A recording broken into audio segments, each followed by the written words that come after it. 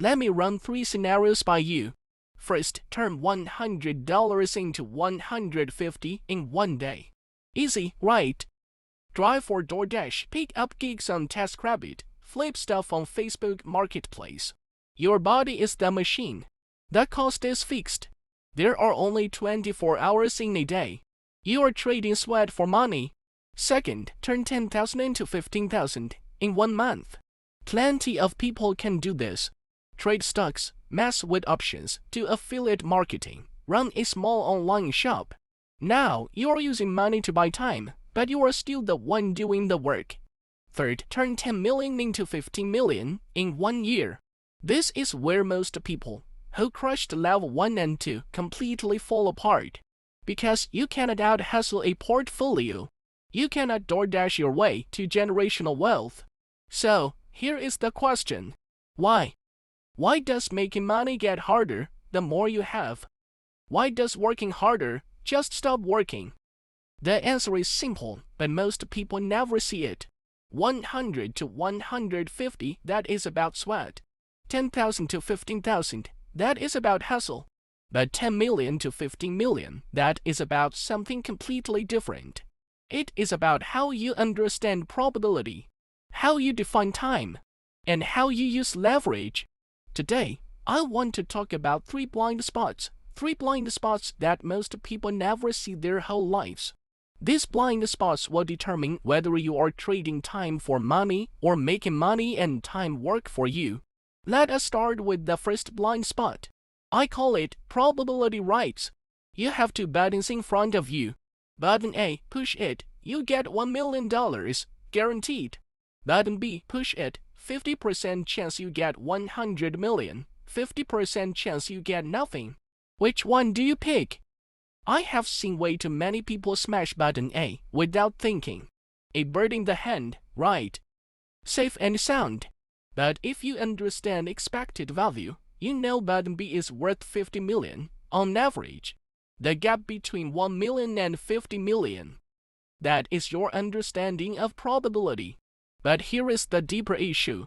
In real life, you do not get to press the button 8,000 times. You get 1 shot. If that 1 million is your entire net worth, your emergency fund, your kid's tuition, then picking A is not stupid.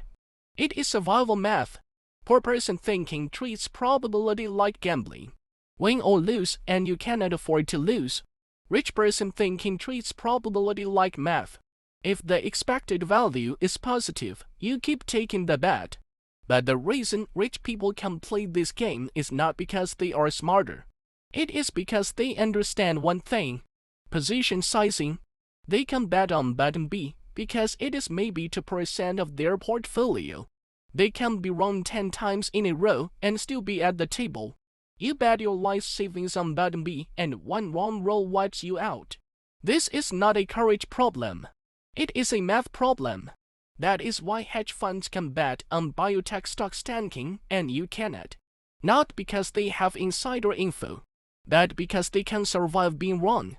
VCS invest in 10 startups, 9 go to zero, 1 returns 100 times, and they still make a fortune.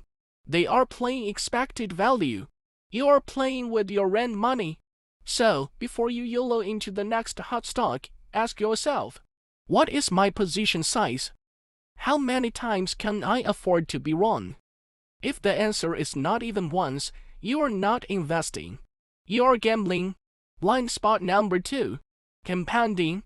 Most people think compounding means dumping money into an SP 500 index fund and getting 7% a year.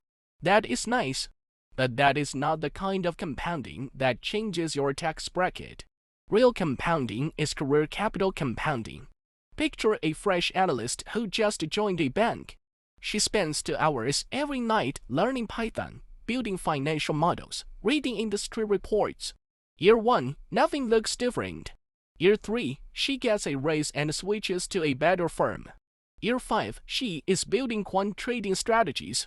Year 10, she is living in a completely different world than her peers. That is cognitive compounding. The principle is those 2 hours a day. The return is the opportunity premium that stacks up from skills. But here is the brutal part. The first 70% of a compounding curve looks almost flat. Your brain is not built for that. Your brain wants dopamine. It wants instant feedback. So you trade those 2 hours for TikTok, for Netflix, or worse. You spend 2 hours researching the next meme stock on Reddit. You think you are investing, but you are actually consuming. You think you are learning, but you are really just entertaining yourself. Naval Ravikant said it best. Play iterated games. All returns in life come from compounding. But most people do the opposite. They treat time like it is worthless. They spend 30 minutes comparing prices to save $1. They spend 3 hours moving their own stuff to save $20. They think they have plenty of time. But they forget time is the only asset you cannot make more of. When you treat time as a consumable, you trade it for cash. When you treat time as an asset, you use it to build chips for your next leap. The difference. One person's time gets cheaper the more they use it. The other person's time gets more valuable. So stop asking, what stock should I buy today? Start asking, are these next 2 hours building an asset or buying entertainment? Blind spot number 3, systems and leverage. Back to the original question. How do you turn 10 million into 15 million? You cannot do it alone. You need a system. What is a system? You break the process into pieces. You find the best person for each piece. And you only do 2 things. Design the rules and split the profits. Naval Ravikant breaks leverage down into 4 types. First, labor leverage, other people working for you. Second, capital leverage, money working for you. Third, code leverage, software running while you sleep. Fourth, media leverage, content reaching millions of people at 0 extra cost. The guy flipping burgers in his own food truck. He is using labor leverage, but he is stealing the truck. The founder of Chipotle. He stopped flipping burgers. He started studying supply chains, unit economics, employee training playbooks. 1 store makes 500,000. 100 stores make 50 million. His profit did not come from working longer hours.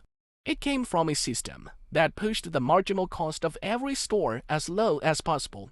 Most people hear systems and think that is only for big shots. It is not. You start an online shop. You pack boxes yourself at first. When orders pile up, you hire a fulfillment center.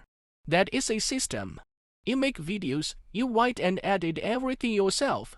When views take off, you hire a team. That is a system. But most people never make the jump. They see the cost of hiring, the cost of software, the cost of giving up equity, and they think, I can do it cheaper myself. They cannot see the leverage hiding behind the system. They only see the extra bill today. They forget systems have fixed costs, but your time has a hard ceiling. When you switch from doing the work to designing the rules, you stop being a worker and start being an owner. And you do not need 10 million to make that switch. You can start today. Okay, but what if you do not even have 100,000 yet? Why does this matter? It matters because the person who can handle 10 million is not the one who suddenly gets serious when the money hits their account. It is the person who built these habits at 1,000, at 10,000, and at 100,000. If you are still at level 1, grinding side gigs, driving for Uber, use your first real paycheck to buy time, not stuff. Do not buy a nicer car. Buy tools or skills that get you out of trading hours for dollars. If you are at level 2, already trading stocks, running side hustles, playing with options, start calculating expected value on every major decision. Not just how much you can make, but how many times you can afford to be wrong. Before you go all in, make sure losing that bet does not knock you out of the game. If you are at level 3, you already have 18 more assets. Audit your income. What percentage still needs your hands, your eyes, your text messages? If it is more than half, you are not a business owner. You are an overpaid employee with extra stress. Start building one system that runs without you being there. Just one piece. Finally, let me reframe this for you. These 3 levels, sweat, probability, and systems, are not stages you graduate from. They are layers you stack on top of each other. Even billionaires still use capital leverage. They still respect expected value. Money is an amplifier. If your brain is running on doing it myself is cheaper, if I do not sell I do not lose, or I might as well since I am here, then more money will only make you lose faster. But if your mental model is use probability to choose, use compounding to build, use systems to scale, then more money means more optionality. The question was never whether you can make 10 million. The question is, when the opportunity actually shows up, is your cognitive infrastructure ready? Because the market does not care how hard you worked. It only cares if your decision-making engine can handle the weight. If you have any thoughts or insights, feel free to discuss them in the comments. Thanks for watching. Like and subscribe if you enjoyed it.